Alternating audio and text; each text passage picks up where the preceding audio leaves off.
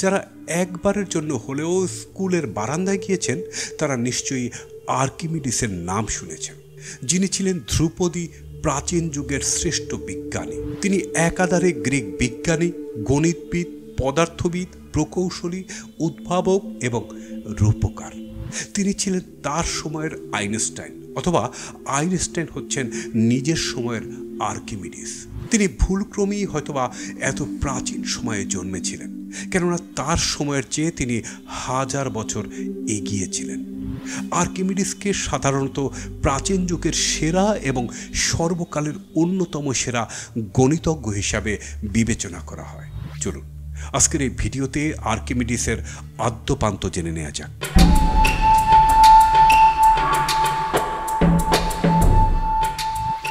আর্কিমিডিসের জন্ম এবং প্রাথমিক জীবন। আর্কিমিডিস আনুমানিক 287 খ্রিস্টপূর্বাব্দে প্রাচীন গ্রিসের বন্দরনগর সিরাকিউজের সিসিলি দ্বীপে জন্মগ্রহণ করেন, যদিও তার জন্মসাল সম্বন্ধে নিশ্চিত নন ঐতিহাসিকগণ। তার বাবার নাম ছিল ফিডিয়াস, যিনি একজন জ্যোতির্বিদ ছিলেন। এই তথ্য আর্কিমিডিস নিজেই তার এক গ্রন্থে উল্লেখ করেছেন। দ্য স্যান রেকনার নামের বইটিতে আর্কিমিডিস উল্লেখ করেন যে তিনি একজন জ্যোতির্বিদের বই পড়েছিলেন যার নাম ফিডিয়াস এবং যিনি তার বাবা। আর্কিমিডিস তার জীবনের অধিকাংশ সময় জন্মস্থান সিরাকিউজে কাটিয়েছিলেন। কিশোর বয়সে তিনি মিশরের আলেকজান্দ্রিয়া শহরে লেখাপড়া করেন। এই শহরেই বিখ্যাত দিগ্বিজয়ী গ্রিক বীর আলেকজান্ডার দ্য গ্রেটের উত্তরসূরি টলেমি লাগেদিস পৃথিবীর সবচেয়ে বড় গ্রন্থাগার নির্মাণ করেছিলেন। লাইব্রেরি অব আলেকজান্দ্রিয়া নামের লাইব্রেরিটিতে ছিল সভাকক্ষ এবং বড় বড় হলরুম, যেগুলো প্রাচীন পৃথিবীর পণ্ডিতদের জন্য তীর্থস্থান হয়ে ওঠে। এই লাইব্রেরি দেখাশোনার দায়িত্বে ছিলেন এরাটোস্থেইনস নামক একজন বিজ্ঞানী, যিনি আর্কিমিডিসের বন্ধু হয়ে ওঠেন। এরাটোস্থেইনসই প্রথম ব্যক্তি যিনি পৃথিবীর আকার সঠিকভাবে পরিমাপ করতে সক্ষম হয়েছিলেন। যদিও দুর্ভাগ্যক্রমে এই সময়ের আর্কিমিডিস সম্বন্ধে খুব একটা বেশি তথ্য পাওয়া যায় না। আর্কিমিডিসের বৈজ্ঞানিক যত আবিষ্কার। আর্কিমিডিস বলবিদ্যার ভিত্তি স্থাপন করেন এবং হাইড্রোস্ট্যাটিক আবিষ্কার করেন। তিনি লিভার এবং পুলির নীতি আবিষ্কার করেন। পদার্থবিজ্ঞানের অন্যতম মৌলিক বিষয়বস্তুর অভিকর্ষীয় কেন্দ্র নির্ণয় করেন।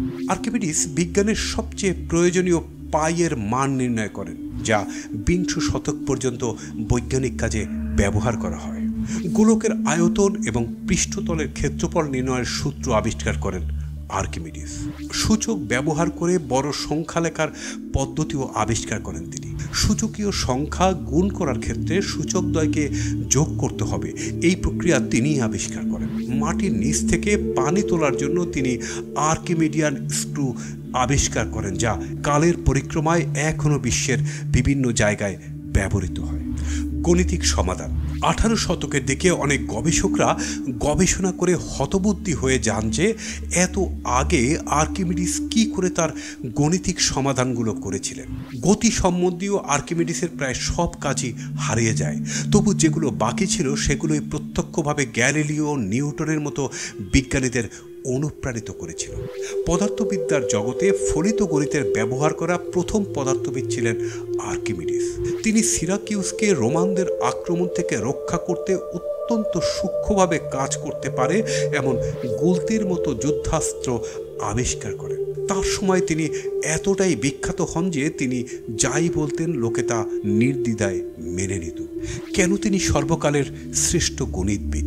আর্কিমিডিসের রেখে যাওয়া কাজ, যেগুলো অক্ষত অবস্থায় পাওয়া গিয়েছিল, সেগুলোর মধ্যে তার গণিতিক সমাধানগুলো সত্যি বিস্ময়ের সীমা ছাড়িয়ে যায়।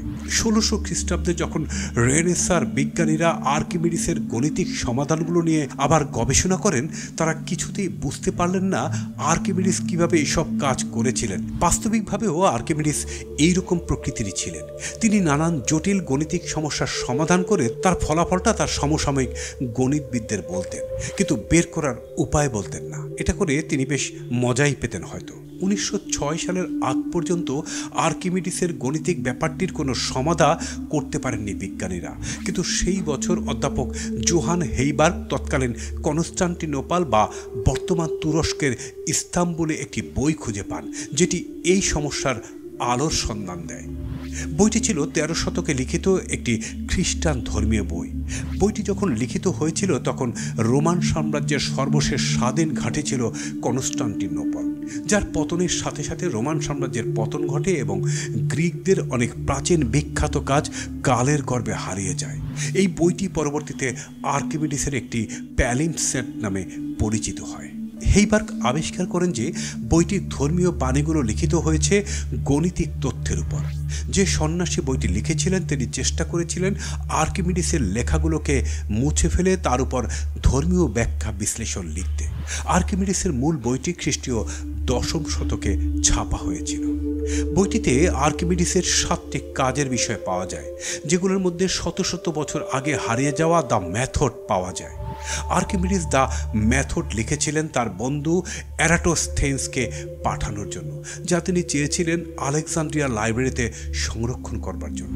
বইটিতে তিনি কিভাবে তার গণিতিক সমাধানগুলো করতেন তার ব্যাখ্যা লিখে যান। দ্য মেথড প্রকাশ পাবার পর বিজ্ঞানীরা বুঝতে পারেন আর্কিমিডিস যে নিজের সময় থেকে কতটা এগিয়েছিলেন। পদার্থবিদ্যায় তারই আবিষ্কার লিভারপুলের নীতি গণিতে ব্যবহার করেন নতুন নতুন উপপাদ্য আবিষ্কারের জন্য। ক্ষুদ্রতে ক্ষুদ্র এককের ব্যবহার করে সমস্যা সমাধানের চেষ্টা করেন, যা প্রায় ইন্টিগ্রাল ক্যালকুলাসের নিকটবর্তী। 1800 বছর পরে নিউটন এই ক্যালকুলাস আবিষ্কার করেন। আর্কিমিডিসের মুকুট কাহিনী। আর্কিমিডিসের সময়কার রাজা হিয়েরো II একবার কারিগরদের কাছে তার জন্য একটি মুকুট তৈরি করার জন্য কিছু পরিমাণ স্বর্ণ তাদেরকে দেন। যথাসময় তার মুকুট তৈরি হলেও তিনি সন্দেহ করেন যে কারিগররা এতে খাদ যুক্ত করেছে। সন্দেহ দূর করতে তিনি আর্কিমিডিসের শরণাপন্ন হন। তিনি আর্কিমিডিসকে মুকুটটি পাঠিয়ে দেন এবং সমস্যার সমাধান করতে বলেন। এদিকে আর্কিমিডিস পড়ে যান গভীর চিন্তায়। তার জানা ছিল যে সোনার ঘনত্ব রূপার চেয়ে বেশি, তাই 1 ঘন সেন্টিমিটার সোনার ওজন সমপরিমাণ রূপার চেয়ে বেশি হবে। কিন্তু মুকুটটির আকৃতি সুষম ছিল না, ফলে এর আয়তন নির্ণয় করাও সম্ভব ছিল না। এক্ষেত্রে একটি কথিত গল্প আছে যে আর্কিমিডিস একটি চৌবাচ্চায় গোসল করার সময় পানি উপচে পড়তে দেখে পানির প্লবতা এবং মুকুটের খাদ নির্ণয়ের উপায় বের করেন। তখন তিনি ইউরেকা ইউরেকা বলে চিৎকার করতে করতে রাজপ্রাসাদের দিকে ছোটেন। তিনি তার আবিষ্কারে এতটাই চমৎকৃত হন যে বিবস্ত্র অবস্থায় দৌড়াতে শুরু করেন, যদিও অনেক ঐতিহাসিক এই গল্প অস্বীকার করেন। সে যাই হোক, আর্কিমিডিসের মাথায় খেলে গেল সেই যুগান্তকারী বুদ্ধি। তিনি একটি পানিপূর্ণ চৌবাচ্চায় 1 কেজি সোনা ডুবিয়ে কি পরিমাণ পানি উপচে পড়ে তার সাথেই একই পরিমাণ রূপা ডুবিয়ে কি পরিমাণ পানি উপচে পড়ে তার তুলনা করেন। দেখা যায় রূপা ডুবালে পানি অধিক উপচে পড়ছে।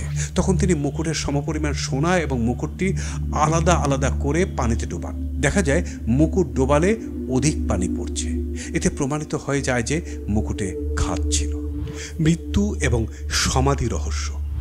আর্কিমিডিস 212 খ্রিস্টপূর্বাব্দে এক রোমান সৈন্যের হাতে নিহত হন। তখন রোমানরা গ্রিক সাম্রাজ্য জয় করেছিল।